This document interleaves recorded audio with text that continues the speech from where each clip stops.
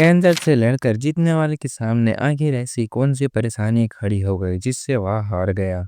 यह घटना 7 सितंबर 2022 का है। दरअसल कुछ ऐसा ही होता है रमेश के साथ। रमेश का जन्म 4 दिसंबर 1988 को हुआ था। रमेश बचपन से ही पढ़ने में बहुत ही होशियार था, लेकिन उनके पास आर्थिक स्थिति ठीक ना होने के कारण उसके घर वाले उसे पढ़ने नहीं जाने देते थे। लेकिन रमेश में पढ़ने की जिद थी। रमेश मजदूरी करने जाता और उससे जो पैसे आते वे अपने पढ़ाई में लगाते। इसी तरह सिलसिला कई सालों तक चलता रहा। रमेश मजदूरी करने जाता और उन जो पैसे आते वो अपने पढ़ाई में लगाता, और इसी तरह कड़ी मेहनत करने के बाद रमेश ने अपनी पूरी पढ़ाई कंप्लीट कर ली थी।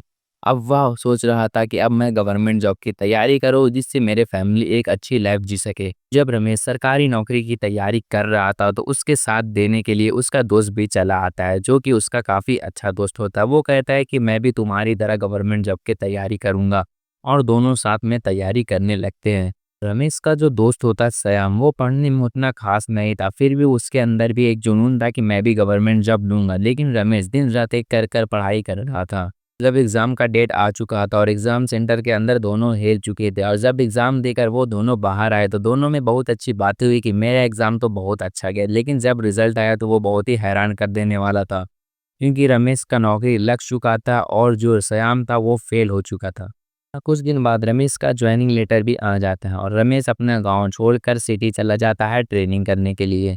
और इसी तरह से रमेश की ज़िंदगी काफ़ी अच्छी चलने लगी। लेकिन एक चीज़ थी जो रमेश को बाकियों से अलग बनाती थी, उसकी ईमानदारी। इस ईमानदारी की वजह से ही बहुत लोग उससे जलते थे, यहाँ तक कि उसके सीनियर भी, क्योंकि वो किसी से रिश्वत तो नहीं लेता था और ना ही रिश्वत लेने देता था। अगर कोई भी रिश्वत लेता था तो वो अपने से ऊपर पोस्ट के लोगों को शिकायत दर्ज कर देता था, जिससे उनको नौकरी जाने का भी खतरा रहता था। इसी वजह से सभी पुलिस वाले उससे बहुत ही ज़्यादा चिढ़ते थे। जब रमेश दूसरे पुलिस वालों को देखता था तो उसे ऐसा कभी नहीं लगा कि हाँ मैं भी ऐसा हो जाऊं, क्योंकि वो भ्रष्टाचारी के पैसे होते थे। जैसा कि दूसरे पुलिस वालों के पास बड़ी बड़ी गाड़ियां, अच्छे पोस्ट और भ्रष्टाचार से कमाए हुए बड़े बड़े बंगले, और यहाँ तक कि उनके बच्चे विदेशों में पढ़ने जाते थे। और वहीं ईमानदारी से उन्हें क्या ही मिलता, उन्हें शासन में गालियाँ और धमकियाँ मिलती थी। पोस्टिंग ना खाने का, ना ठिकाने का और ना पीने के, ऐसी जगह उसकी पोस्टिंग कर दी जाती थी। लेकिन कहानी में ट्विस्ट तब आता है जब तारीख होता है 21 तारीख 10वां महीना 2023। उस दिन उसके सीनियर नीचे चाय की टपरी पर चाय पी रहे थे। तभी रमेश 7वें माले से नीचे गिरता है, जिसकी वजह से उसकी डेथ हो जाती है। जब पुलिस वाले अपने जूनियर के केस अपने हाथों में लेता है तो उन लोगों को ऐसा ही लग रहा था कि यह एक सुसाइड है। जब पुलिस वाले ने इस केस की जांच पड़ताल करना शुरू किया तब उसने रमेश की पत्नी से भी पूछा, क्या आपको किसी के ऊपर शक होता है जो रमेश का मर्डर करवा सकता है? तब उसकी पत्नी ने साफ इनकार कर दिया। उसने कहा, मुझे किसी पर भी शक नहीं होता है जो रमेश का मर्डर करवा सकता है। तब पुलिस वालों को और भी ज़्यादा शक होने लगा कि यह एक सुसाइड ही होगा। लेकिन उसकी पत्नी शीतल इस बात से साफ इनकार कर देते हैं कि उसका पति सुसाइड कर ही नहीं सकता। तब पुलिस वाले बोलते हैं कि आप इतने दावे के साथ ऐसा कैसे कह सकते हो कि आपका पति सुसाइड नहीं कर सकता है? तब उसकी पत्नी कहती है, जी हाँ, मेरे पति कुछ साल पहले कैंसर से लड़कर जिंदा बचकर वापस आए हैं, और मुझे इस बात पर पूरा भरोसा है कि मेरा पति सुसाइड कर ही नहीं सकता है। तो पुलिस वाले से रिक्वेस्ट करता है कि आप इस केस की और ज़्यादा जांच पड़ताल करें और मेरे पति के कातिल को जल्द से जल्द ढूंढें। जब पुलिस वाले इस केस के जांच पड़ताल करने के बाद वापस पुलिस स्टेशन आए तब सभी ने आपस में बातचीत की और सभी को लगा कि यह हत्या का कारण हो सकता है कि रमेश की ईमानदारी, क्योंकि वो बहुत ही ज़्यादा ईमानदार होता है। शायद किसी पॉलिटिशियन ने उसका मर्डर करवा दिया हो, क्योंकि वो रिश्वत लेने से साफ इनकार कर देता था। या फिर हो सकता है कि उसे किसी सीनियर ने मरवाया होगा, क्योंकि वो रिश्वत लेने भी नहीं देता था। सभी पुलिस वाले वापस से इस केस की जांच पड़ताल करना शुरू कर दिया था, और जिस बिल्डिंग से रमेश की लाश नीचे गिरी थी उस सामने वाली बिल्डिंग में सीसीटीवी कैमरे लगे हुए थे।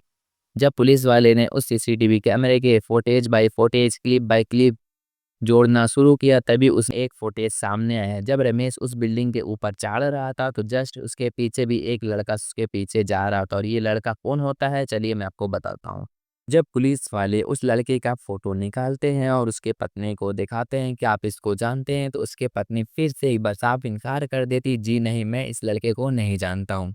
तब पुलिस वाले उस तस्वीर को लेकर रमेश के गांव में जाते हैं और सभी से पूछने लगते हैं, क्या आप इस लड़के को जानते हो?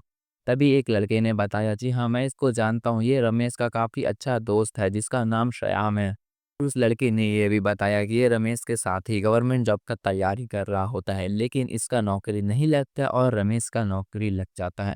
फिर पुलिस वाले उस आदमी के साथ श्याम के घर जाते और श्याम भागने का तैयारी कर रहा होता है। तभी पुलिस वाले उसे वहीं पर धर दबोचते हैं और उसे लेकर जाते हैं पुलिस स्टेशन। जब उससे पूछताछ करनी शुरू करते हैं तब वह बताते हैं कि हाँ, मैंने भी उसके साथ गवर्नमेंट जॉब की तैयारी की थी, लेकिन वहाँ रमेश की नौकरी लग जाती है और मेरी नौकरी नहीं लगती। गाँव में सभी खुश थे और एक ही तरफ गाँव में मुझे सभी ताने भी मार रहे थे।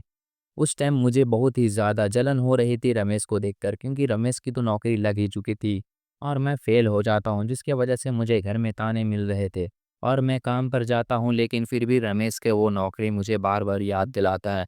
इसलिए मैं काम के सिलसिले में सिटी चला आया था, लेकिन यहाँ पर मुझे रमेश मिल जाता है और मैं मिलने के बहाने रमेश को 7वें माले पर बुलाता हूँ और रमेश आता है और मैं पीछे से उसे धक्का मार देता हूँ, जिसकी वजह से उसकी तो मौत हो जाती है, लेकिन मैंने सीसीटीवी फुटेज में आकर ये गलती कर दी थी।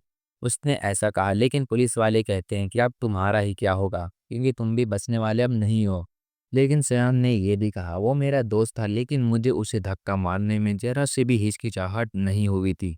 ऐसे दरिंदे दोस्त रहते हैं जिससे आपको दूरी बनाए रखनी है। तो कुछ इस तरह रमेश के खूनी को पकड़ा गया। उसकी पत्नी के एक छोटे से एविडेंस की वजह से जो वो लाइन थी, मेरे पति कैंसर से लड़कर यहाँ तक आए हैं, वो ऐसा कदम उठा ही नहीं सकती। तो फिर मिलते हैं गाइस नेक्स्ट वीडियो में। आपको इस क्लिप में क्या बेटर करना चाहिए, आप मुझे कमेंट सेक्शन में ज़रूर बताएं ताकि मैं उसे नेक्स्ट टाइम सुधार सकूं।